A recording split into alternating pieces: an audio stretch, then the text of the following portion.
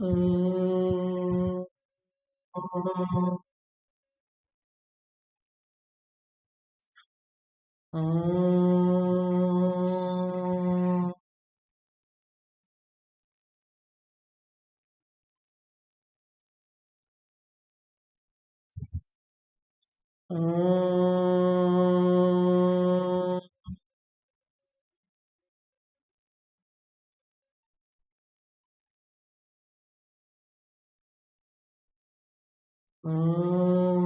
श्री गणेशाय नमः। ॐ श्री सरस्वत्यै नमः। ॐ श्री गुरुभ्यो नमः। ॐ समस्तजनकल्याणे निरतं करुणामयं नमामि चिन्मयं देवं सद्गुरुं ब्रह्मविद्वरम्।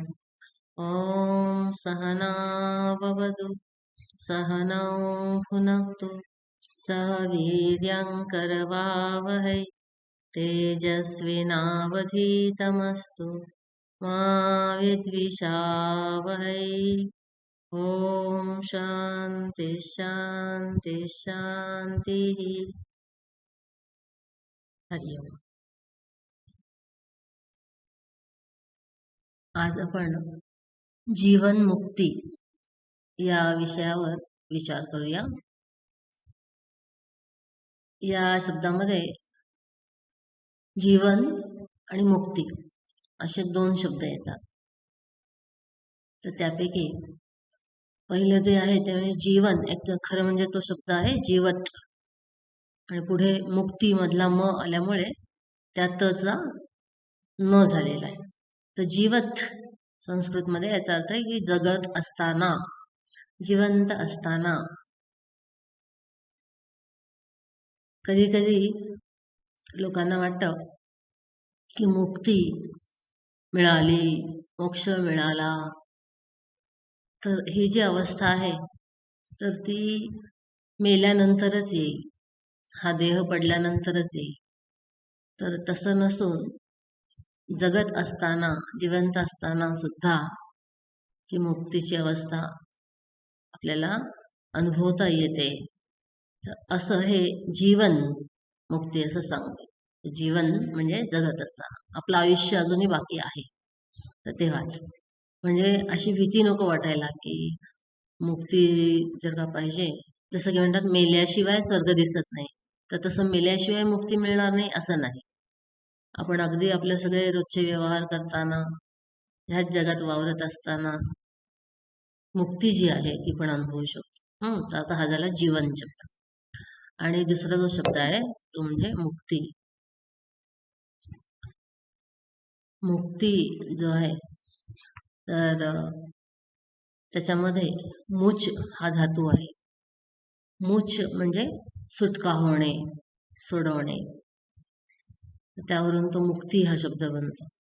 आणि हा मुक्ती हा जो शब्द आहे किंवा त्यालाच मोक्ष असं सुद्धा म्हणतात, तर तो भरपूर आपल्या आध्यात्मिक ग्रंथांमध्ये चर्चेला गेलेला आहे। श्रीमद भागवतात वगैरे सुद्धा अनेक प्रकारच्या मुक्ती सांगितलेल्या आहेत। सालोक्य, सामीप्य, सारूप्य, सार्ष्टी आणि सायुज्य। तसंच इतरत्र सुद्धा भगवद्गीतेमध्ये वगैरे सुद्धा एकदा सद्योमुक्ती, क्रममुक्ती अशा प्रकारच्या मुक्तींची चर्चा येते।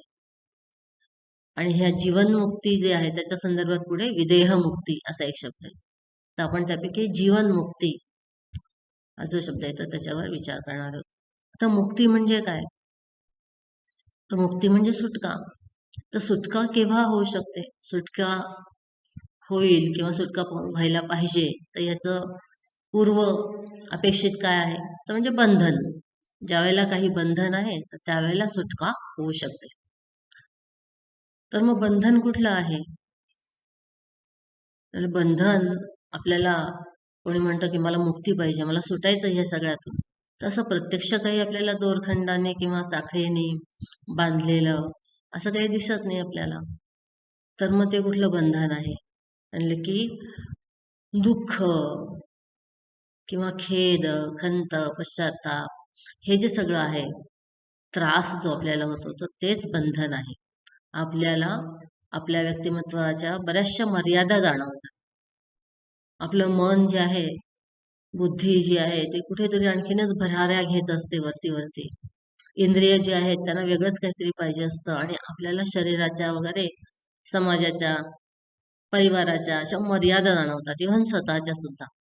तर त्या बंधनातून सुटका. तर ह्या सगळ्याचं कारण काय आहे असं जर का बघितलं तर आपल्याला ह्या जीवनमुक्तीवर चांगला विचार करता येईल. ह्या मुक्ती या शब्दाच्या अनेक व्याख्या आपल्याला दिसतात शास्त्रामध्ये. जसं की श्रीमद भागवतामध्ये सुद्धा सांगितलं की मुक्तीर हित्वा अन्यथा रूपम स्वरूपेण व्यवस्थिती. मुक्ती म्हणजे काय? तर मुक्ती म्हणजे जे मी नाही तर ते जे मी मानलं आहे तर ते सोडून देणं आणि स्वतःचं जे स्वरूप आहे त्यामध्ये स्थिर होऊन राहणं. मुक्तीर हित्वा अन्यथा रूपम स्वरूपेण व्यवस्थिती. हित्वा म्हणजे सोडून देणे. तर खरा म्हणजे जो काही गैरसमज मी करून घेतलेला आहे की हे मी आहे म्हणून, तर तो गैरसमज सोडून देणं. तर चुकीने समजून घेतलेलं स्वतःला जे आपण रूप समजून घेतलं ते सोडून देणं आणि स्वरूप जे आपले आहे. तर रूप अनेक असू शकतात, स्वरूप एकच आहे. सगळ्यांचं स्वरूप सारखंच आहे. तर त्याप्रमाणे त्या स्वरूपामध्ये आपण स्थिर होऊन जाणं, त्याच्यामध्ये आपण निष्ठा प्राप्त करणं आणि त्याची सतत स्मृती आपण बाळगणं आणि ते जे ज्ञान आहे, ती जी स्मृती आहे, तर तिचा पाया घेऊन आपण सगळे व्यवहार जे आपले करणं, तर त्या स्मृतीमध्ये केंद्रित होऊन त्या ब्रह्मज्ञानामध्ये केंद्रित होऊन सगळे व्यवहार करणे, याला मुक्ती असं म्हणतात. भगवान रमण महर्षी एक दक्षिणेतले मोठे संत, तर त्यांनी सांगितलं की मुक्ती म्हणजे काय? तर म्हणले की कधीही नसलेल्या दुःखातून सुटका आणि सतत असलेल्या स्वरूपामध्ये स्थिती. तर ह्याला मुक्ती असं म्हणतात. म्हणजे आपला जो सतत आनंद स्वभाव, आनंद स्वरूप जे आहे, सुख स्वरूप जे आहे, तर त्यामध्ये स्थिती प्राप्त होणे, त्याचं ज्ञान प्राप्त होणे आणि जे कधीही नव्हतंच खरं म्हणजे, तर त्या दुःखातून सुटका, तर त्याला मुक्ती म्हटलं.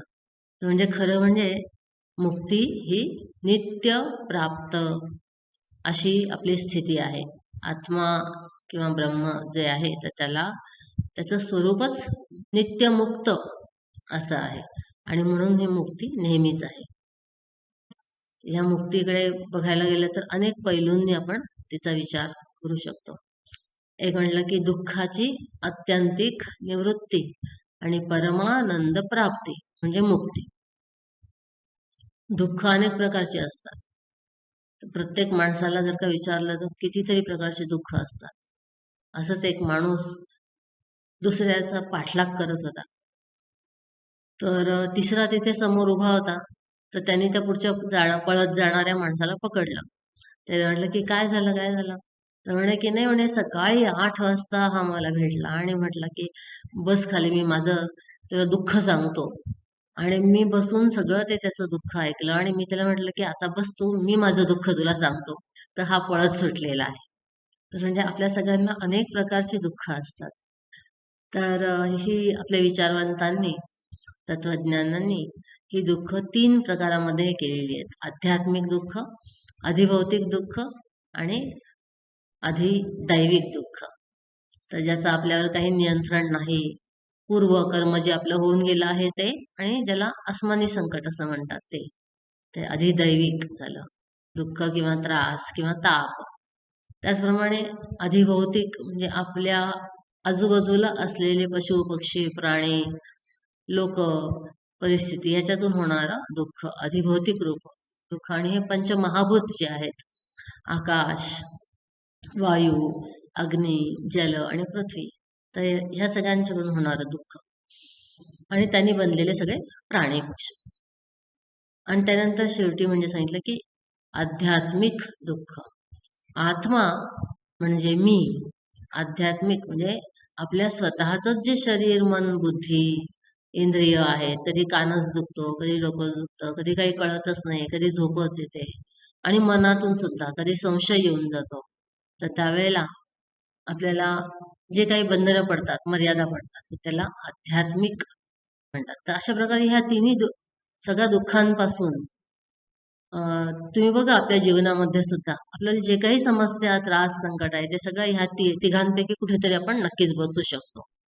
तर अशा प्रकारे दुःखाची आत्यंतिक निवृत्ती आणि सुखाची, परमानंदाची प्राप्ती, परमसुखाची प्राप्ती, तर त्याला मुक्ती असं म्हटलेलं आहे.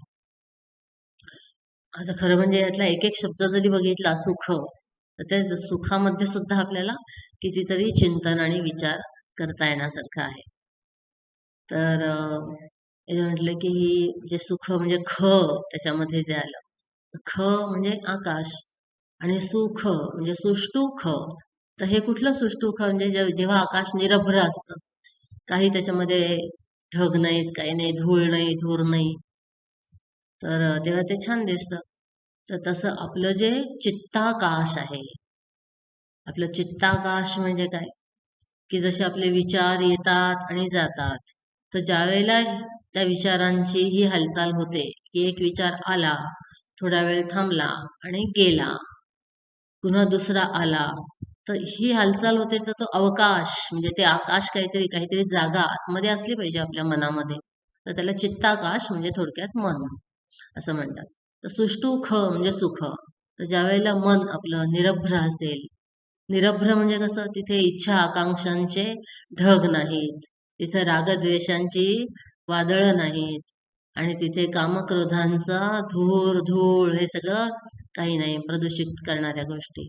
तर त्यावेळेला ते कसं आहे मन, मनाचा आकाश शुभ्र सुंदर सुष्ठू म्हणून सुष्ठुख बरोबर सुख असं म्हटलं. तर अशी ही परमानंदाची सुखाची प्राप्ती. आता हे तर फक्त मनाच्या स्तरावरचं आपण बघितलं, पण खरं म्हणजे आपलं स्वरूप जे आहे ते सुखाचं आहे. तर म्हणून म्हटलं की मुक्ती म्हणजे काय, तर त्या सुखाची प्राप्ती.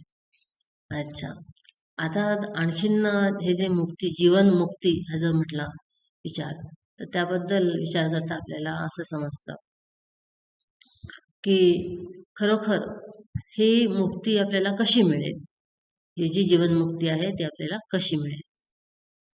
तर त्याचं असं सांगितलं की त्याच्यासाठी आपल्याला हा विचार करावा लागेल की बंधन कसं पडलं. तर बंधनाचं कारण काय आहे ते जर का आपल्याला समजलं, तर मग ते कारण दूर केलं, तर मग आपलं ते बंधन जाईल आणि आपण मोकळे होऊ, मुक्त होऊ, आपल्याला मोक्ष मिळेल. तर मग बंधनाचं कारण काय आहे, तर शास्त्रांमध्ये असं सांगितलं आपल्याला की अविचार कृतो बंध विचारेण निवर्तते.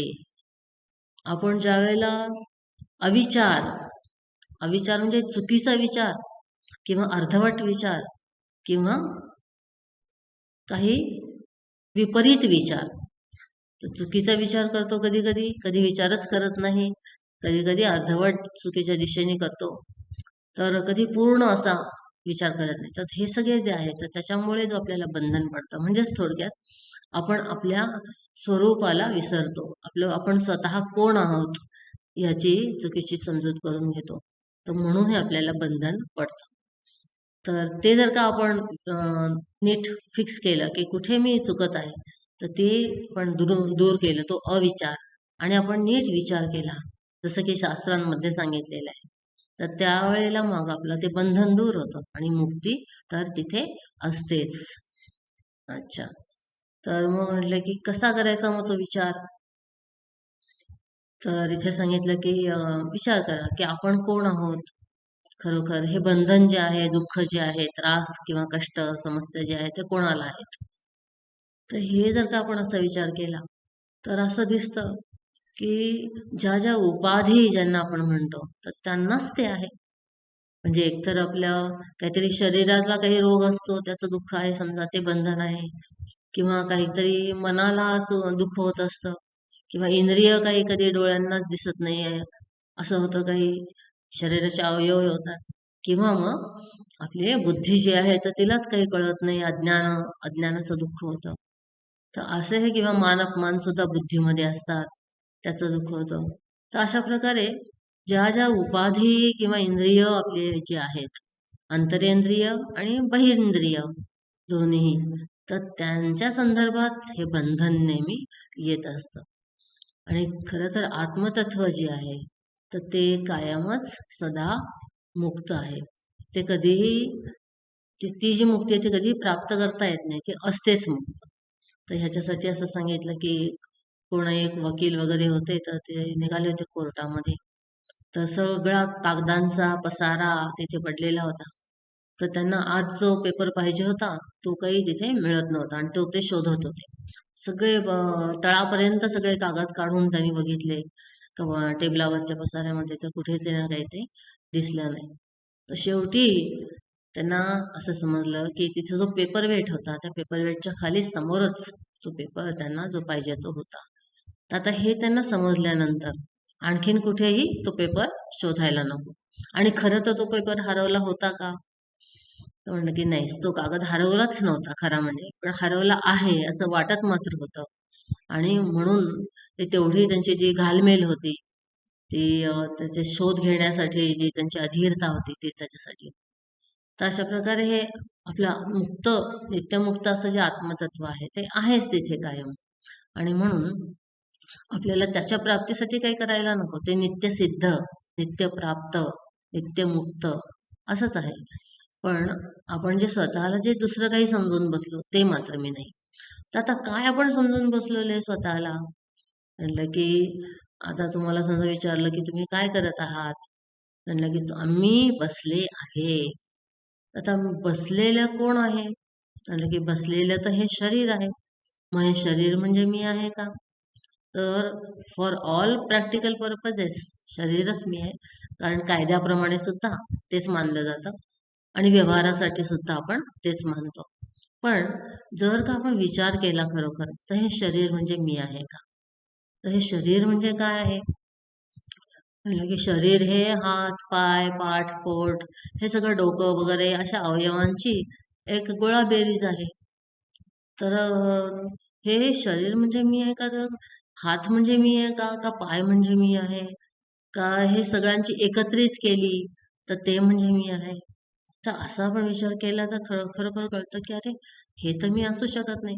कारण काही समजा झालं तर आपण बघतो की कोणाकोणाचा हातही कापून टाकलेला आहे, पण तरी ते असतातच. तर त्याच्यामुळे हे शरीर म्हणजे मी असू शकत नाही. हे अवयव जे आहेत ते म्हणजे काही मी असू शकत. अच्छा. तर मग काय मी आहे? तर ह्याच्या आणखीन थोडंसं पुढे विश्लेषण केलं. तर मग काय दिसतं की हे त्वचा, हाडं, रक्त, चरबी, मांस हे जे सगळे आहे हे मी आहे का? तर की छे छे छे ह्या सगळ्या गोष्टी म्हणजे एकदम काही खूप चांगल्या नाही आहेत अशा. तर त्याच्यामुळे हे काय मी नाही. अशी आपण बघतो की काय आता प्लेटलेट्स कमी झाल्या आहे झालं सगळं. ते ते तर घटक आहेत आणि एक तत्व नेहमी लक्षात ठेवायचं की संघातस्य परार्थत्वात. म्हणजे ज्यावेळेला काही एक असं सगळ्या भाग बनवून एक वस्तू बनवलेली असते तर ती नेहमी दुसऱ्या कोणाशी साठी तरी असते. जसं की आता एक मोटार कार आहे तर त्याच्यामध्ये अनेक भाग आहेत. मोटारीचं दार आहे, खिडक्या आहेत, खिडक्यांच्या काचा, इंजिन आहे, टायर आहे, स्टिअरिंग व्हील आहे. तर हे सगळे भाग एकत्रित करून ती मोटार बनवली. आता ती मोटार जी बनवली ती काही इंजिनसाठी आहे का? का दारासाठी आहे का? का स्टिअरिंगसाठी आहे का? नाही. तर म्हणजे नेहमी ज्यावेळेला असं दिसतं की अनेक भाग एकत्रित करून एखादी वस्तू बनवलेली आहे तर ती नेहमी त्या भागांपैकी कुठल्या तरी भागासाठी नसते, तर ती त्याच्यापेक्षा वेगळा कोणीतरी असतो त्याच्यासाठी असते. संघातस्य परार्थत्वात. जसं की घर आहे, घराला छत आहे, जमीन आहे, भिंती आहेत, पण हे काही त्या घरातल्याच एखाद्या त्या भागासाठी नाहीये, तर ते दुसरं कोणीतरी वापरणार आहे. तर त्याचप्रमाणे हे शरीर जे आहे हात, पाय आणि सगळे बाकीचे पण रक्त वगैरे ह्याने बनलेलं, तर ते तिथल्या कुठल्याही भागासाठी नाही, ते त्याच्याशी पेक्षा वेगळा कोणीतरी आहे त्याच्यासाठी आहे. तर अशा प्रकारे शरीर मी नाही. त्याचप्रमाणे पुढे जरी आणखीन बघितलं तरी पंचमहाभूतांचं शरीर बनलंय, तर ते म्हणजे सुद्धा मी नाही. म्हणजे मी काही अग्नी नाही, मी काही वायू नाही, मी काही जल नाही, असा काही मला अनुभव येत नाही. अच्छा, आता त्याच्यानंतर पुढे आणखीन बघितलं तर काय आहे, म्हटलं की इंद्रिय मी आहे का, डोळे म्हणजे मी का, कान म्हणजे मी का, तर की नाही. मला समजतं की डोळ्याला चांगलं दिसतं आणि पूर्वी काही त्रास होता तर दिसत नव्हतं. तसंच कानाला चांगलं ऐकू येतं किंवा नाही येत, हे मला समजतं. तर ज्या वेळेला आपण अशा प्रकारे जाणतो एखादी गोष्ट, त्यावेळेला आपण त्यापेक्षा वेगळे असतो. जाणल्या गेलेल्या गोष्टीपेक्षा जाणणारा नेहमी वेगळा असतो. त्याच्यामुळे मी काही हे शरीर नाही. मग त्यानंतर पुढे म्हटलं की मी इंद्रिय सुद्धा नाही. मग ते पुढे म्हटलं की मी प्राण आहे का, हा मी प्राण असेल, कारण आपण म्हणतोच की प्राण गेला आहे की नाही, तर काही प्राण उरला नाही, तर की नाही प्राण म्हणजे पण मी नाही. कारण का, तर बघा आता प्राणायाम करतात हल्ली बरेच जण, सगळेजण, म्हणजे की अनुलोम विलोम है ना, श्वास आत घेतात आणि दीर्घ सूक्ष्म जाणीवपूर्वक श्वास सोडतात. तर याचा अर्थ नियंत्रण केलं जातं या प्राणावर. तर मग ज्यावर नियंत्रण केलं जातं तो नियंत्रण करणाऱ्यापेक्षा नेहमी वेगळा आहे, म्हणजे नियंत्रकापेक्षा नेहमी वेगळा आहे. तर त्यामुळे हे प्राण म्हणजे पण मी नाही. तसंच प्राणाचे धर्म आहेत, क्षुधा पिपासा किंवा शक्ती वगैरे ऊर्जा. ते मला कळतं की आज मला थोडं थकवा वाटतोय किंवा आज मला खूप उत्साह वाटतोय, तर त्याच्यामुळे मी प्राणाची अवस्था किंवा स्थिती जाणणारी आहे. तर त्याच्यामुळे मी ते प्राण नाही. आणि जर का मी तसं हे प्राण म्हणजेच मी असते का, शास्त्रात पण म्हटलं की न प्राणेन न अपानेन मर्त्यो जीवती कंचन इतरेण तू जीवंती यस्मिन नेतौ उपाश्रितौ. तर म्हणलं की प्राण अपान वगैरे ज्या गोष्टी आहेत, तर त्याच्यामुळे काही कोणी जगत नाही. ते ते तत्व जे आहे ते काही वेगळंच आहे याच्यापेक्षा. खरे या प्राणामुळेच फक्त हे होत असेल जीवन, तर मग कोणी एखादा निर्जीव असं जरी समोर पडलेला आहे, तर त्याला आपण सायकलमधच्या टायरमध्ये जशी हवा भरतात, तशी काही करून त्याच्या शरीरामध्ये हवा भरून ते फुगवलं, तर मग तो जिवंत झाला असला पाहिजे होता. पण तसं काही होत नाही. आणि आपल्याला असं दिसतं की फुगलेली सुद्धा प्रेतं तशी असतात. म्हणजे प्राण म्हणजे सुद्धा मी नाही. मग काय मी आहे, मन म्हणजे मी असेल, कारण नेहमी माझं जास्तीत जास्त तादात्म्य एकरूपता त्या मनाबरोबरच असते. तर ते मन म्हणजे मी, यामध्ये काही संशय वाटत नाही. तर म्हणजे की पण याच्यासाठी विचार करायला पाहिजे की मन म्हणजे काय. हा तर खूपच मोठा विषय झाला. मन म्हणजे काय, तर अगदी थोडक्यात बघायचं झालं तर मन म्हणजे विचारांचा प्रवाह. तर एक विचार येतो जातो, तर असा जो विचारांचा प्रवाह असतो, तर त्याला म्हणजे मन म्हटलं. अच्छा, तर मग कधी सुखाचे विचार येतात, कधी दुःखाचे, कधी चिंतेचे, कधी रागाचे, असे सगळे विचार येत असतात. मग ते आपण जाणतो की नाही, ते तुम्हाला माहिती असतात की नाही. हां, तर म्हणजे जर का आपण थोडंसं लक्ष दिलं, तर लगेच आपल्याला समजू शकतं की आता हा हा विचार माझ्या मनात येत आहे, असं आपल्याला समजू शकतं. तर मग ह्याला असं म्हणतात की आपण जो विचारांचा द्रष्टा झालो, म्हणजे विचार जाणणारा किंवा विचारांचा प्रकाशक झालो आपण, विचारांचा साक्षी झालो, तर मग ते विचार म्हणजे आपण नाही. ज्याप्रमाणे नेहमी कुठल्याही येण्या-जाण्याला, बदलाला, परिवर्तनाला एक अपरिवर्तनशील अशी पार्श्वभूमी लागते किंवा एक अधिष्ठान लागतं. तर त्याप्रमाणे हे मन जे आहे, तर ते मनामध्ये येणाऱ्या घडामोडी, मनोव्यापार, तर हे सगळे पाहणारी मी असल्यामुळे, तर ते मी मन नाही. त्याप्रमाणे एका प्लॅटफॉर्मवर कोणी उभं आहे आणि फक्त पाहत आहे. मुंबईची गाडी आली, तर लगेच गाडीत बसून गेलं नाही, फक्त पाहत आहे. मुंबईची गाडी गेली, दिल्लीची गाडी आली, दिल्लीची गाडी गेली. तर ज्याप्रमाणे एक ये-जा कधी कळते, तर त्या आपण एक स्थिर न बदलणारं असं तत्व आहे, अविकारी असं तत्व आहे. तर त्यावेळेला कळते.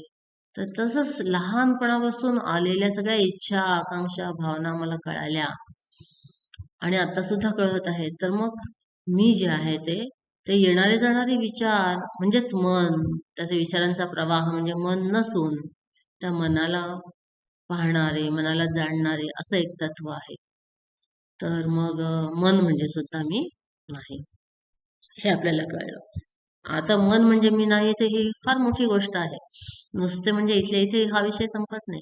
आता हे जेव्हा आपण ह्याच्यात वापरतो व्यवहारामध्ये, तर त्यावेळेला मग आपल्याला त्याच क्षणी ज्या वेळेला आपण मनाशी तादात्म्य करून प्रतिक्रिया व्यक्त करतो, तर त्याच क्षणी बाजूला होता आलं पाहिजे की नाही नाही, हे मन म्हणजे मी नाही. हे मन सांगत आहे, हे माझं म्हणणं नाहीये. हे मनाला वाटत आहे, मला वाटत नाही. मी मनापेक्षा वेगळी आहे. ही ज्या झाली मुक्ती. तर हे असं प्रत्येक प्रत्येक उपाधीपासून आपण वेगळं होणं म्हणजे मुक्ती झाली. आणि साहजिकच प्रारब्ध तर अजून आहे, त्याप्रमाणे प्रारब्धाय समर्पितम स्ववपुः. तर हे शरीर तर तिथपर्यंत चालेल. आणि ज्या ज्या वेळेला आपण असा विचार करतो की हे मी नाही आणि मग मी कोण आहे, उपनिषदांच्या श्रवणाने आपल्याला तो जो ज्ञानाचा पाया आहे तो लाभलेला आहे की आत्मतत्व जे आहे ते ह्या सगळ्या उपाधींपेक्षा निराळं. आणि ह्या उपाधी आहेत किंवा नाहीत, पण तरी सुद्धा जे चिरंतन, सनातन, नित्य, शाश्वत असं आहे ते आत्मतत्व अपरिवर्तनशील आहे, आनंद स्वरूप, बोधमय, ज्ञानमय असं आहे. आणि ते सतत आहे, तर ते मी तत्व आहे. हे मन वगैरे मी नाही. अच्छा, त्याच्यानंतर म्हटलं की बुद्धी सुद्धा मी नाही. बुद्धी जी आहे ती अज्ञानाच्या क्षेत्रात जाते, अज्ञाताच्या क्षेत्रात जाते. बुद्धी निर्णय घेते, मानापमान तिथे ठरले जातात, कर्तृत्व भोक्तृत्व तिथं असतं. आणखीन बुद्धीमध्ये मान्यता ठरवल्या जातात, आपल्या जीवनाचं ध्येय ठरवलं जातं. तर मग ती बुद्धी सुद्धा मी नाही. कारण का? तर मला समजतं की एखादी गोष्ट मला कळत आहे आणि मला समजतं की एखादी गोष्ट मला कळत नाही. तर म्हणजे बुद्धीचं कार्य जे आहे आकलन वगैरे किंवा स्मरण येते, स्मरणाचं चित्त जे आहे ते पण त्याच्यामध्येच धरलं. तर ह्या सगळ्या गोष्टी मला समजतात की मला आकलन होत आहे की नाही. तर याचा अर्थ मी म्हणजे आत्मा जो आहे तो त्या बुद्धीपेक्षा वेगळा असला पाहिजे. तर मी बुद्धी नाही. आणि बघा, या सगळ्या गोष्टी मी नाही, तर ह्याच्यासाठी खूप आणखीन समर्थन, आणखीन तर्क आणि सिद्ध करणारे पुरावे असे दिलेले आहेत आपल्या शास्त्रामध्ये. तर त्याच्यामध्ये म्हटलं की गाढ झोपेमध्ये, त्याला सुषुप्ती असं म्हटलं. तर त्या गाढ झोपेमध्ये बुद्धी असते का? तिथे आपला इंटेलिजंट कोशंट काय आहे माहिती असतं का आपल्याला? आपण किती बुद्धिमान आहोत, आपल्याला किती समजतंय, काय कल्पना आहे? गाढ झोपेमध्ये काही नाही. आपण ढ आहोत का बुद्धिमान आहोत, काही तिथे माहिती नाही. म्हणजे तीच गोष्ट बाकीच्या पण सगळ्या उपाधींबाबत. तर गाढ झोपेमध्ये कुठलीच उपाधी आपल्याजवळ नसते, पण तरी आपण मात्र असतो. याचा अर्थ आपण या सगळ्या उपाधींपेक्षा निराळे आहोत, ज्याला रूप आणि नाम नाही. कारण हे शरीर जे आहे, तर शरीर असलं तर त्याला रूप आहे आणि त्याला एक आकार आहे, त्याला लिंग आहे, स्त्रीलिंग, पुल्लिंग. तर हे शरीर मी नाही म्हटलं की मन, तर मनाला आता रूप नाही, त्याला एक आकार नाही, पण तरी तिथे ज्या भावना आहेत त्या भावनांचं काहीतरी नाव आहे. एक त्यागाची भावना आली, क्षमेची भावना आली, दयेची भावना आली, तर त्याला काहीतरी नाम आहे. तर त्या मनाच्या पण आपण भावना सोडल्या, तर मग ते नाम पण गेलं. मग असे रूप नाम रहित कुठलंही गुण, कुठलंही एखादी असे विशिष्ट त्यांचे जे आपण म्हणतो की स्वरूप, त्याचं रूपांचं जे वर्णन आहे, जाती, क्रिया, संबंध, तर त्याचं लक्षण काही, त्याची विशेषण, अशा सगळ्यांनी रहित असं जे आत्मतत्व आहे ते मी आहे. आणि हे जिथं समजलं तर तिथंच ती मुक्ती आली.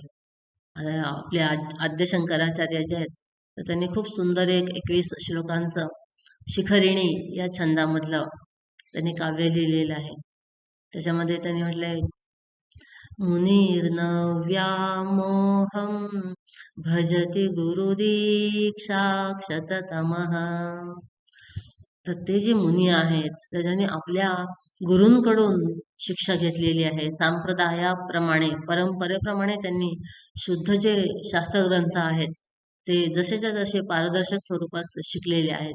तर त्याच्यात काय म्हटलं त्यांनी की हे जे जीवनमुक्त जो आहे तो भलेही कुठेही एकांतामध्ये एखाद्या डोंगरावर एखाद्या जंगलामध्ये राहो, एखाद्या मध्ये राहो, का सगळ्या लोकांनी भरलेल्या एखाद्या मोठ्या शहरामध्ये राहो, की जिथं खूप सुंदर सुंदर स्त्रिया सगळे अलंकार घालून आणि सगळे पुरुष छान छान कपडे घालून वावरत आहेत आणि सगळं हास्य विनोद नाट्यकला सगळं चालू आहे. तर अशा ठिकाणी जरी तो असला तरी तो कधीही स्वतःचं जे स्वरूप आहे त्याला विसरत नाही. कधीही हा देहच मी आहे, हे मनच मी आहे, इंद्रियच मी आहे असं त्याला कधीही वाटत नाही. कारण गुरूंच्याकडून त्यांनी तसं शिक्षण घेतलेलं आहे. तर ही झाली जीवनमुक्ती. आणि तो जीवनमुक्त जो आहे तो कोणी शैव असू दे वैष्णव असू दे. तर कधी कोणी मौन ठेवलेले लोक असतील तर हा पण मौन राहतो. कधी कोणी पंडित चर्चा करत असतील तर हाही त्या चर्चेत भाग घेऊ शकतो. तर अशा प्रकारे कोणी कधी वृद्ध तिथे जमा करून काही ग्लानी करत असतील, काही विलाप करत असतील तर हा त्याच्यात पण सहभागी होतो. तर कधी काही मुलं छान खेळत असतील तर हाही त्यांच्यामध्ये तसाच निरागस निष्पाप होऊन खेळतो. तर अशा प्रकारे तो त्याला हवे तिथे कदाचित राहील. तर कधी तो स्नान करेल न करेल. तर कधी म्हटलं की निस्रे गुण्योपथी विचरताम को विधी को निषेध. शास्त्राची काही बंधनं त्याला लागू होत नाहीत.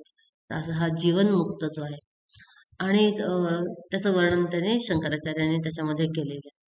आता ही जीवनमुक्ती जी आहे तर ही मिळेल कशी? तर आपण जे आत्ताच थोडीशी प्रक्रिया बघितली तशी भगवान भाष्यकार आद्यशंकराचार्यांनी आपल्या भजगोविंदम या ग्रंथामध्ये सुद्धा त्याच्याबद्दल लिहिलेलं आहे की जीवनमुक्तीचं टोक गाठण्यासाठी कुठले शिडी आहे, कुठले टप्पे आहेत. तर ते सांगतात सत्संगत्वे निस्संगत्वं निस्संगत्वे निर्मोहत्वं निर्मोहत्वे निश्चलतत्वं निश्चलतत्वे जीवन्मुक्तिः. भज गोविन्दं गोविन्दं भज मूढमते. तर की सत्संग हा पहिला टप्पा आहे. तर सत्संग, सत म्हणजे काय? सत चित आनंद मधलं सत म्हणजे अस्तित्व, केवळ अस्तित्व जे आहे. तर ते जे आहे ते एक अंतिम सत्य जे आहे, जाणीव तत्व त्याला म्हटलं, त्याला ब्रह्म म्हटलं चैतन्य.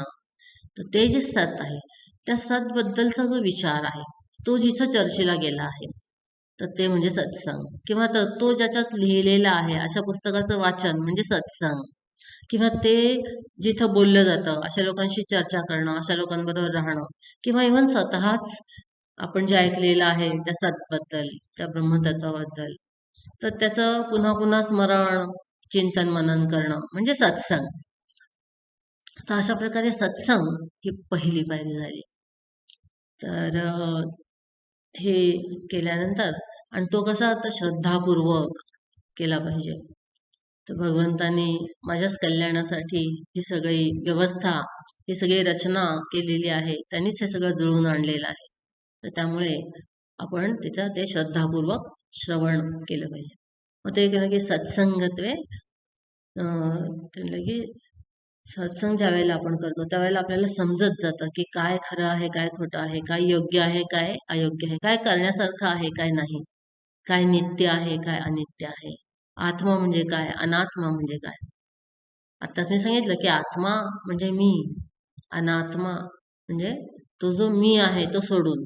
आता मगाशी आपण बघत होतो तर बुद्धीपर्यंत आलो होतो आपण की मी बुद्धी नाही, कारण त्या बुद्धीची अवस्था किंवा दशा पाहणारी मी आहे. मला किती बुद्धी आहे आणि एवढी खूप जास्त बुद्धी नाही हे मला समजतं, त्यामुळे ती मी नाही. आता त्याच्या पुढचा जो खरा म्हणजे टप्पा आहे तो सगळ्यात सूक्ष्म आणि सगळ्यात कठीण, पण तो अंतिम टप्पा आहे, म्हणजे शेवटचा टप्पा आहे. काय तर म्हणलं की अहंकार. अहंकार म्हणजे मी नाही, हे समजणं. तर आपल्यापैकी काही काही जण जे अभ्यास करतात शास्त्रांचा, जे वाचतात, ऐकतात, किंबहुना काही काही बोलतात सुद्धा, तर त्यावेळेला इथेच आपण अडून जातो की हा अहंकार जो आहे तर त्याला आपण मी म्हणून समजतो. तसा अहम या शब्दाचा अर्थ मी सुद्धा आहे, पण बऱ्याच वेळेला तो छोटा मी आणि मोठा मी असा फरक तिथे करावा लागतो आपल्याला. तर आपलं जे योग वासिष्ठ जो ग्रंथ आहे त्याच्यामध्ये या अहमबद्दलचा एक खूप छान श्लोक आला.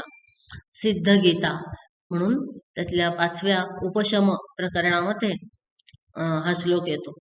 तर त्याच्यामध्ये ते सिद्ध जे आहेत ते त्यांचं अदृश्य सिद्ध आहेत ते, आणि त्यांचा संवाद जनक राजा ऐकत आहे, असा प्रसंग आहे तिथे योग वासिष्ठात. तर ते त्याच्यामध्ये आलं की अशिरस्कम हकारांतम अशेषाकार संस्थितम अजस्रमुच्चरंतम स्वम तमात्मानम उपासमहे. तर अशिरस्कम ह कारांतम, अ या अक्षराने अहम सुरू होतं आणि ह या अक्षराने संपतो, म्हणून अशिरस्कम हकारांतम, अह म्हणजे अहम. आणि अशेषाकार संस्थितम, तर हा जो अहम आहे तर तोच संपूर्ण जगाचं रूप घेऊन आपल्या भोवती आहे. म्हणजे ही सगळी सृष्टी जी आहे तर ती त्या अहमचीच एक फक्त प्रक्षेपण किंवा प्रोजेक्शन केलेलं आहे.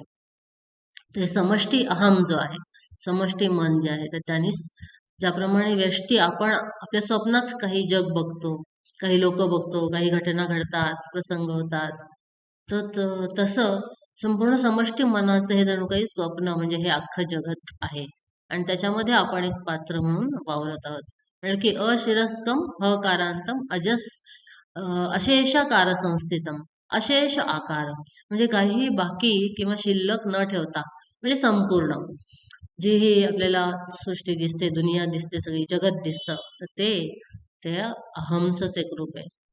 आणि अजस्रम उच्चरंतम स्वम, अजस्र याचा अर्थ आहे सतत किंवा नित्य.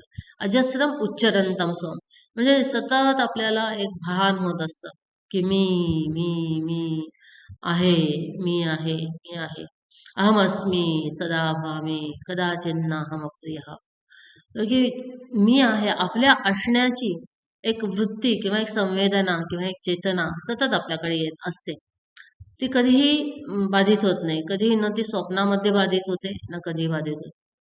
तर ती अजस्रमुच्चरंतम स्वम तम आत्मान उपासमहे, तर तो आत्मा जो आहे तो मी. आता इथे कुठला अहम बघितला? मोठा अहम बघितला.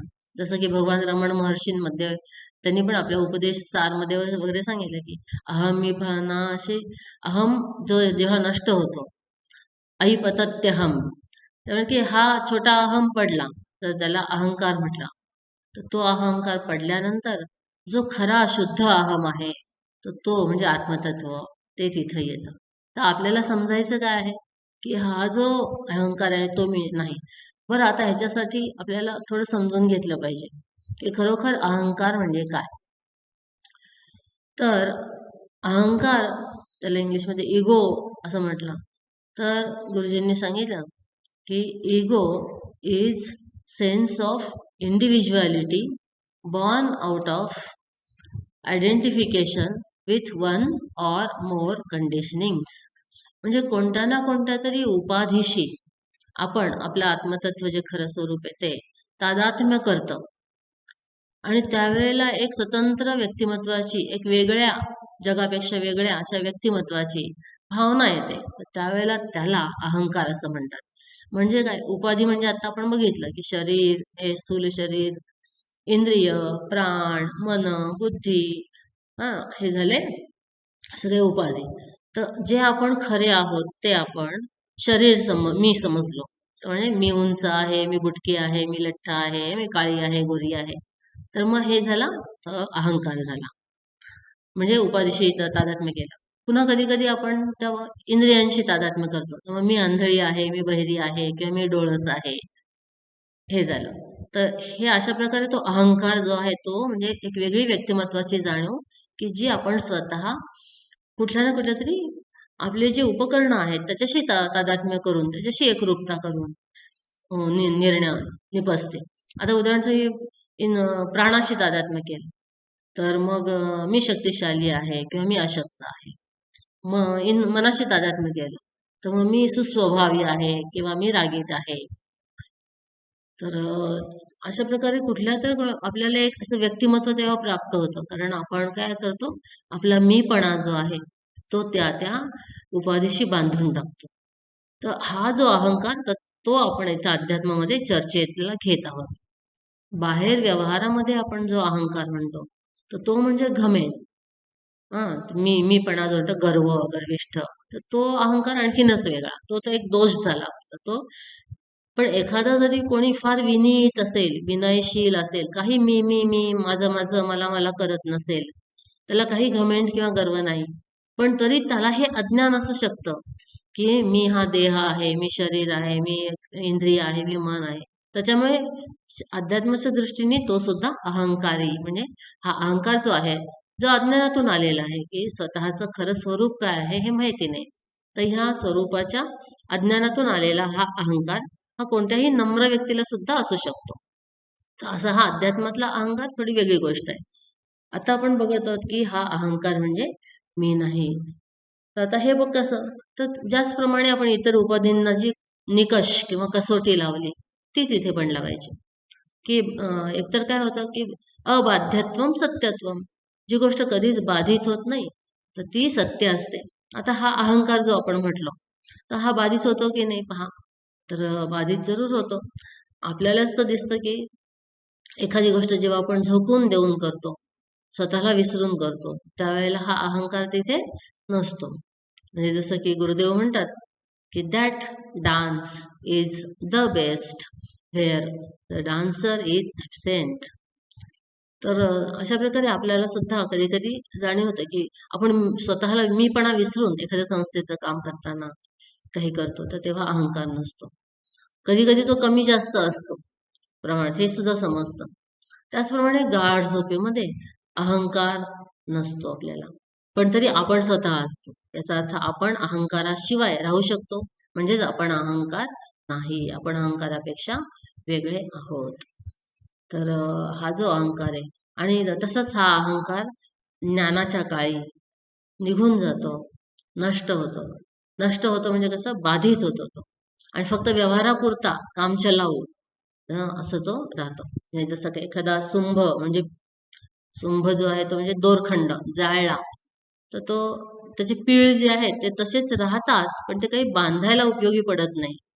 तर त्याप्रमाणे ही फक्त बाधित अनुवृत्ती जी आहे ती राहते मीची, पण त्याच्यामुळे काही आपल्याला बंधन पडत नाही. अन्यथा ह्याच अहंकारातूनच पुढचे सगळे जे दोष आहेत, काम, क्रोध, राग, लोभ, मदमोह, मत्सर्य वगैरे, ते सगळे त्याच्यातून येतात. तर असं हे अहंकार म्हणजे मी नाही हे जेव्हा आपण समजतो, तर ते अंतिम आपलं पायरी झाली. आणि त्याच्यानंतर अहंकारच गेल्यामुळे, मी अशी वेगळी भावनाच गेल्यामुळे, न माझं आणि मलाही काही उरत नाही. आणखीन मग फक्त ते एकच तत्व राहतं की जे की ब्रह्म आहे. तर ते तत्व आता सोहम जसं म्हटलं इथे, तर इथे अहम म्हणजे हा शुद्ध अहम झाला. म्हणजे जो छोटा अहम आहे तो कधीच म्हणजे ते तत्व होऊ शकत नाही, ईश्वर तत्व किंवा ब्रह्मतत्व होऊ शकत. तर असं जे ज्ञान आहे त्याला की सत्संगत्वे निर्मोहत्व, हा जो मोह अज्ञान आहे की मी म्हणजे दुसरा कोणी आहे उपाधी, तर तो अज्ञान गेला. सत्संगत्वे निर्मोहत्व, आणि निर्मोहत्वे निश्चल तत्व. ज्यावेळेला अज्ञान गेलं तर त्यावेळेला ते तत्व काय आहे याच्याबद्दल मला निश्चितपणे भावना झाली, कळलं निश्चित. आणि मग निश्चल तत्वे जीवनमुक्ती, आणि जीवनमुक्ती जी सतत होतीच. कधीही मी इतर कोणी नव्हतेच, आत्मतत्व सोडून, ब्रह्मतत्व सोडून दुसरं कोणी नव्हतेच, पण फक्त मधल्या या काळामध्ये चुकून मी दुसरं काही आहे असं मला वाटलं होतं, जणू काही. ते खरं पण वाटू पण शकतच नाही, कारण जिथं ज्ञानस्वरूप स्वयंज्योती, स्वयंप्रकाश असं आत्मतत्व आहे, तर तिथं अज्ञान कधीही येऊ शकत नाही. तर जणू काही ती त्याचीच एक लीला होती, त्याचाच एक खेळ होता, किंवा त्यांनीच केलेली एक ती भूमिका मात्र होती. असं जेव्हा आपल्याला समजतं तेव्हा ती जीवनमुक्ती जी आहे तर ती आपल्याला आली. आणखीन हे जो जीवनमुक्त झालं तर आता खूप काही वेगळ्या गोष्टी होतील का? तर तसं नाही म्हणत. तर म्हणतात की साधू दिसती वेगळं आले, परी ते स्वरूपी मिळाले. तर सगळे साधू जे आहेत त्यांचं वागणं, बोलणं, त्यांचं कार्यकलाप, त्यांचे जीवन आचार बघितलं तर वेगवेगळा असतो. पण तरी ते स्वरूप जे आहे ते एक आहे, की ज्या ज्या देशामध्ये, ज्या ज्या काळामध्ये ज्याची ज्याची गरज आहे ते करतात. ते भले हिमालयात शांतपणे एकांतात राहतील, जनसंपर्कापासून दूर, तर कधी शहरामध्ये येऊन आपल्या गुरुदेवांसारखे, स्वामी विवेकानंदांसारखे, आद्य शंकराचार्यांसारखे कार्य करतील. पण तरीही जीवनमुक्ती जी आहे ती त्याच्यामुळे बाधित होत नाही कधीही. तर हे आता जीवनमुक्ती झाल्यानंतर काही खूप वेगळं होतं का असं नाही. तर इथे सांगितलं असं की अखंडानंद स्वामीजींचं प्रसिद्ध वाक्य आहे की ज्ञान के बाद भ्रम नष्ट होता है, भासमान नाही. तर म्हणजे आपल्याला जे वाटतं की हे जगत खरं आहे, मी हे वेगळं व्यक्तिमत्व आहे, ते भ्रम जो आहे, ते अज्ञान जे आहे, तो मोह नष्ट होतो. पण हे ह्या गोष्टी ज्या आहेत, हे जगत जे आहे ते राहतं, कारण ह्याच जगामध्ये इतरही अजूनही काही साधक आहेत, काही अज्ञानी आहेत. तर त्याच्यामुळे जगत जे सृष्टी जी आहे ती चालूच राहते. पण फक्त आपलं त्याच्यामध्ये जे सत्यत्व होतं, आपलं त्याच्यामध्ये जे शोभनत्व होतं, की हे जग चांगलं आहे, सुंदर आहे, हे मला सुख देईल, माझं सुख त्याच्यावर अवलंबून आहे, ही जी भावना आहे ती नष्ट होते. आणि माझं सुख माझ्यातच आहे, माझ्या आत्मतत्वातच आहे फक्त. तर आणि खरं म्हणजे तर मी असं कोणी वेगळं व्यक्तिमत्व नाही. तर इथेच तो अहंकार गेल्यामुळे सगळे होतं. आणि म्हणून जीवनमुक्ती जी आहे ती अशी राहते. आणि तो जीवनमुक्त जो आहे त्याच्यासाठी भगवान भाष्यकार आद्यशंकराचार्य खूप छान सांगतात की ज्ञान संप्राप्ती समये मुक्तोसो विगताशय.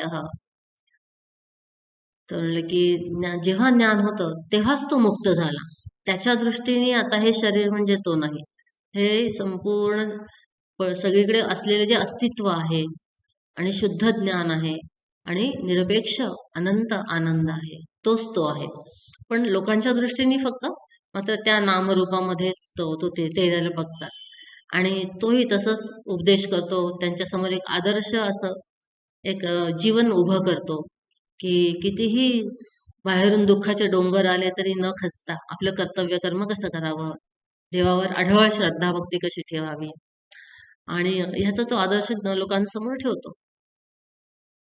तर हा जो जीवनमुक्त आहे तर त्याच्याबद्दल सांगितलं की त्याचं शरीर कुठेही पडू दे, तनुम तेजतो वा काश्याम श्वपचस्य गृहेत हवा. तर की त्याचं शरीर एखाद्या चांडाळ्याच्या घरी पडू दे का वाराणसीमध्ये गंगेमध्ये पडू दे, तर तो तर कधीच मुक्त झालेला आहे ज्ञान संप्राप्तीच्या समयी. जसं की म्हटलं तुकाराम महाराजांनी की आपुले मरण पाहिले म्या डोळा. तर हे जे कुठलं मरण आहे, हे त्या अहंकाराचं मरण आहे, की ज्याला मी पहिल्यांदा आपण समजत होतो. आणि मग आता राहिलं कोण? तो अहंकार मरून गेला. तर अहंकार मरून गेल्याचे जे आत्मतत्व आहे ते राहिलं. आता तेच या उपकरणामधून काम करत आहे. सत्य संकल्प जे ईश्वराचे संकल्प आहेत ते ह्याच्यातून प्राप्त होतात. मग जे कोणी आता तयार झालेले आहेत, पात्र झालेले आहेत उपदेशासाठी, त्यांना या शरीरातून उपदेश मिळतो, ज्ञान मिळतं. तर अशा प्रकारे ते आता भगवंताच्या कामासाठी तो पाहिजे तेवढे दिवस वापरतो. आणि झालं का की मग ते शरीर जेव्हा पडतं तेव्हा विदेह मुक्ती म्हणजे जीवनमुक्तीच विदेह मुक्तीमध्ये, म्हणजे आता शरीरही नाही, शरीराचं नाम निशाण पण नाही, तर विदेह मुक्तीमध्ये परिणत होते. तर अशा प्रकारे जीवनमुक्तीबद्दल थोडासा विचार आपण केला. आणि असे हे जीवनमुक्ती जे आहे ते खरं तर शंकराचार्यांच्या गुरूंचे गुरु गौडपादाचार्य म्हणतात की आदि बुद्धा आदि मुक्ता सर्वे धर्मा सनातना. ते सगळे जीव आहेत खरे तर हे नित्यमुक्तच आहेत. त्यामुळे अशी प्रार्थना पण आपण काय करायची की सगळ्यांना ही जीवनमुक्ती लाभू देत. पण तरी आपण मुक्त आहोत, नित्यमुक्त आहोत हे कळणं, ज्ञान होणं हे महत्वाचं आहे. आणि त्यासाठी सगळी साधना आहे, निस्वार्थ कर्म, निष्काम कर्मयोग, आणि मग भक्तियोग, ज्ञानयोग इत्यादी सगळे साधनं जी आहेत ती त्यासाठी आहेत की ती जीवनमुक्तीची अवस्था आपल्याला कळावी म्हणून. हरि ओम. ओम.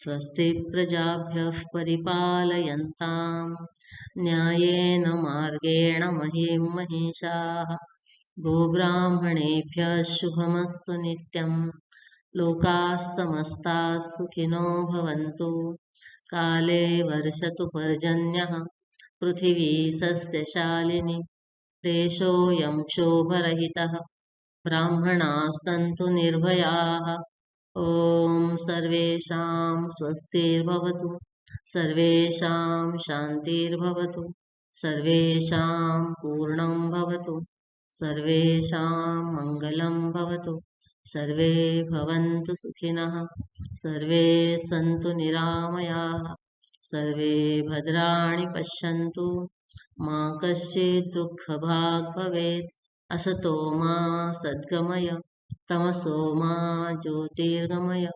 मृत्योर्मामृतङ्गमय ॐ पूर्णमदः पूर्णमिदं पूर्णात् पूर्णमुदच्यते पूर्णस्य पूर्णमादाय पूर्णमेवावशिष्यते ॐ शान्ति शान्ति शान्तिः हरिः ॐ श्रीगुरुभ्यो नमः हरिः ॐ श्री सीतारामचन्द्रार्पणमस्तु।